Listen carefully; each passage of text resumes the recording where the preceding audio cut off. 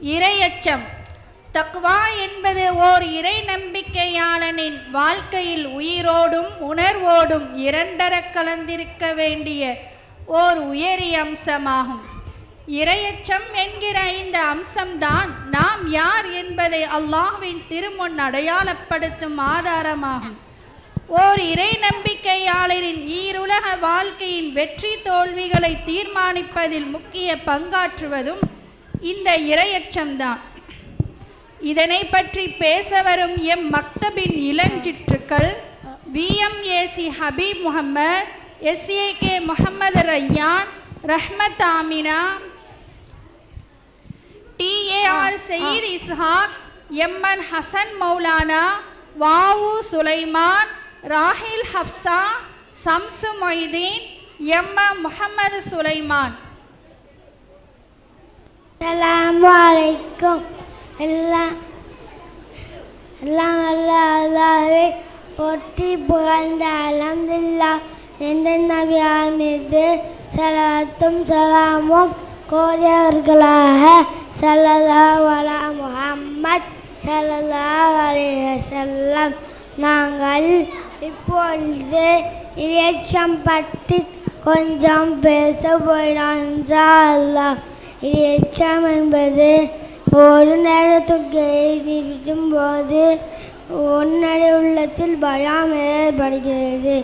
இறையச்சம் என்பது இந்த உலகம் விசுவாசலுக்கு சிறைச்சாளர் போன்றாகும் என்று தெரிந்தும் புன்னகையுடனும் சந்தோஷத்துடனும் வாழ்வதினால் உள்ளது. அஸ்ஸலாமு அலைக்கும். இறையச்சம் என்பது நம்முடைய செயலில் மட்டும் வெளியேப்படுத்து அல்ல. இறையச்சம் என்பது நீ ஒரு பொய் சொல்லும் போது உன் உள்ளத்தை உறுத்துவதில்தான் உள்ளது. இறையச்சம் என்பது நல்ல பண்போடு நல்ல குணம், மனிதர்களை நேசிக்கின்ற சுபாவம் போன்ற நற்செயல்களில்தான் உள்ளது.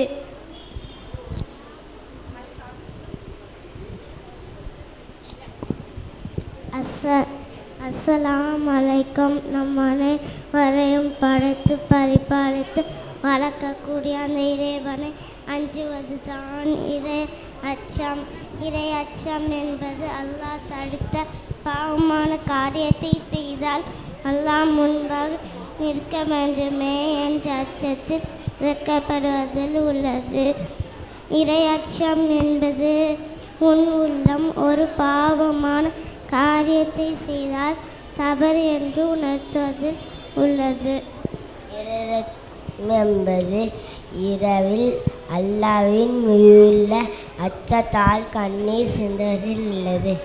இறையச்சம் என்பது தெளிவாக உணரும்போதுதான் அதன் சுவையை உணர முடியும். இபாசிக் தக்வா தாலிகரு. தக்வா என்று இறையச்சம் என்பதாடே மிக சிறந்த ஆடை அல்லாஹ் கூறியுள்ளார். அஸ்ஸலாமு அலைக்கும். வல்லோன் அல்லாஹ் தன் வாழ்மலையிலே உம்மை மின் அம்ரி யுஸ்ரா. அல்லாஹ்வை பயந்து அல்லாஹ் ஒருவன் காரியத்தை லேசாக்கான் என்று கூறுகிறான்.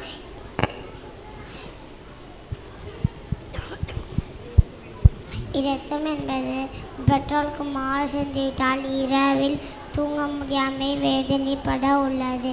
இறையச்சமும் உள்ளத்தை தூய்மைப்படுத்திவிட்டால் முழு வாழ்க்கையும் தூய்மையாயிடுமே இன்ஷா அல்லாஹ்.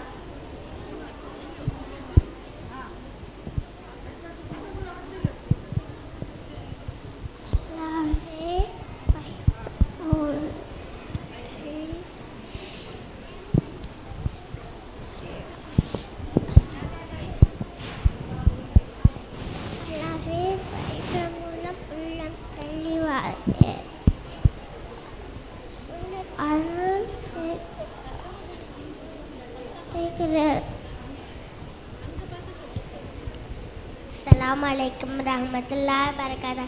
இறையச்சம் என்பது இஸ்லாத்தை அடிப்படையில் இருக்கிறாரா என்று பார்ப்பதில்லை.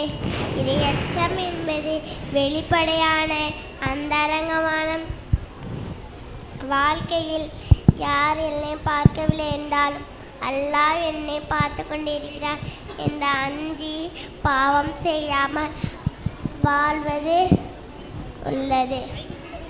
அஸ்ஸலாமு அலைக்கும்.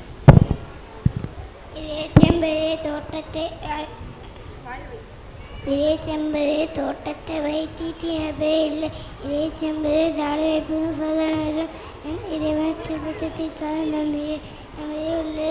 இறைச்செம்பது சுவையை உணர்ந்து அல்லாவின் எல்லையும் என் இறைவன் திருப்பத்திற்காக நான்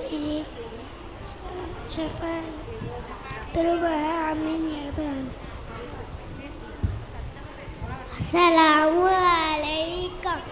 இறைச்சி என்பது தாடி வைப்பதிலும் ஃபர்தானதும் மட்டுமில்லை. இறைச்சி என்பது உலகமே பாவ தின்பக்காலை அல்லாஹ்விற்காக பாவனை விலகி நிற்கக்கூடிய துணிவில் உள்ளது. நாம் இருக்கும் காலமெல்லாம் இறைச்சத்தோடு வாழும் நசீபை தருவாயாக. ஆமீன் ஆமீன் யா ரப்பல் ஆலமீன்.